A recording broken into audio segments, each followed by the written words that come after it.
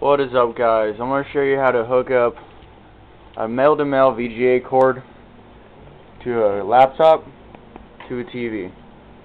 Very freaking simple.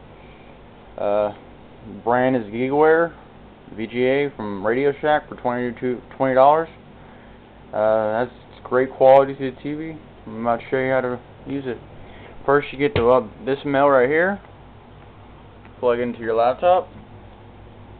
You see it right there. And because I'm using these, I don't have an HDMI, if you see. And then you get the other part.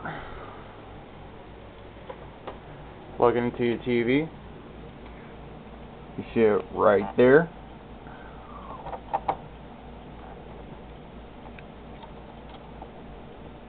And you should get a screen. That's it. Up top to the TV. Usually it would show a display of how it's on the TV or something, but I guess it didn't show it that time. So that's it.